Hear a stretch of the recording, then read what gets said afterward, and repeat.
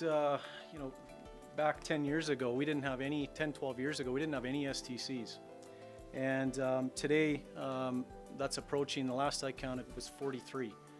And that's impressive. It might not mean a lot to a number of folks here, the supplemental type certificates that allow us to install our technology on various aircraft types to be able to provide the very valuable services that we do, a lot of the services that Bill spoke about. So 43 certificates of a number of aircraft types out there is very impressive. It's not only a financial impact, but it's also a resource investment.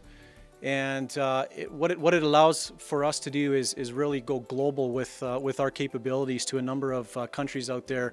Transport Canada, the FAA, EASA, there's the Egyptian group, China. And so that's what we've been using the last 8 years building towards, and that's where we're at, and there's significant doors being open as a result of that. One of the first customers, when I transitioned out of engineering in 2005 into sales, one of our first customers was FLYHT.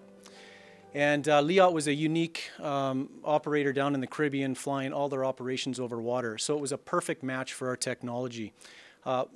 Dick met them a couple years ago at a show down in Latin America, and we were about 3 years into a 5-year contract. And following that meeting, and this is hats off to Dick, you know, on the relationship building and the discussions with their CEO and how impressed they were, the benefits we were bringing to them, that not long after that meeting, they re-signed for another 5 years.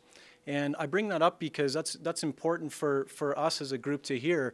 Things like that we maybe don't typically hear as part of the news releases, but here's a customer that believed in us, seen the value, and before their agreement was even expired or due, they extended it for another fairly long period of time. So very valuable and very worthwhile mentioning, and that's just one of a number.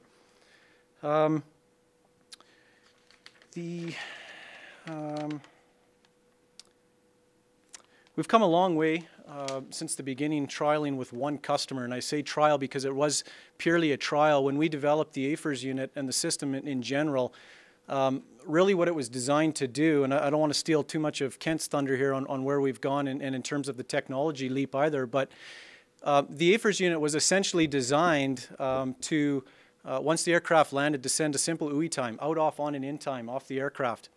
And the reason those 4 times are so important to an airline is its entire operations are driven by those 4 times.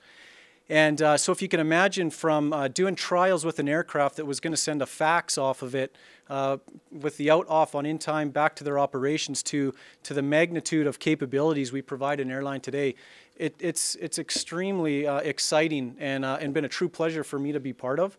And now being out there meeting with the airlines and assisting them on becoming more operational efficient and providing a whole host of capabilities that they desperately need is just a real pleasure for me and our team.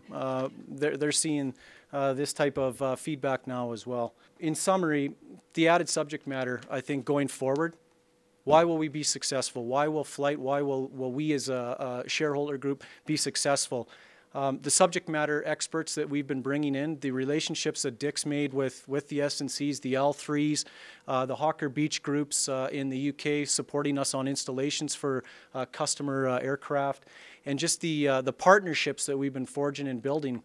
I can't say enough of what that's going to mean and how that's going to propel us forward.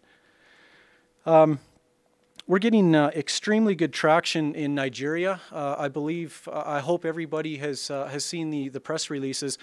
Why I believe we're going to be so successful going forward is already this year, before the end of March, we had signed 2 very good programs in Nigeria that I've been personally involved in. And the command center 8 years ago, or 6 years ago, 5 years ago for that matter, for FLYHT to be able to go in and provide the capabilities to set up a command center for the Nigerian Civil Aviation Authority to track all their assets would have been extremely difficult for us to be able to pull off with the level of experience, knowledge, capability, industry experts, and relationships. And that's a key piece of over the course of the last 8 years of what we've been able to do. And we also signed the second agreement while I was over there working with the Nigerian Civil Aviation Authority was able to sign another airline, their top brass, for 18 aircraft. And very, very important program, because already the airlines within Nigeria are rallying behind the Civil Aviation Authority as they begin to implement this command center that's going to make it a requirement for every Nigerian registered asset to have a tracking solution on board. And we just have an incredible opportunity to go in there and not only provide a tracking solution, but the Director General is absolutely passionate about having profitable airlines. And profitable airlines need to operate efficiently. And so without compromising efficiency and safety, these are the key capabilities that we can bring into that to support them on these initiatives that the Director General has. So very, very exciting times for us. And we're bringing on an agent for that area who understands the culture, the people, the contacts.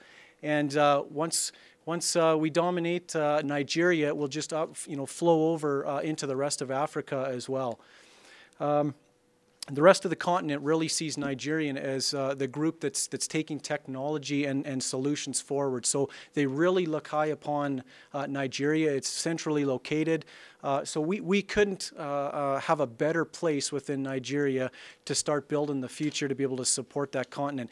And based on the lack of and poor ground-based infrastructure, that's really where our solution shines. We don't require ground-based infrastructure. Everything's web-based. We use low internet web band, and that's exactly what the group is crying out for over there. So we've positioned ourselves very, very well for that.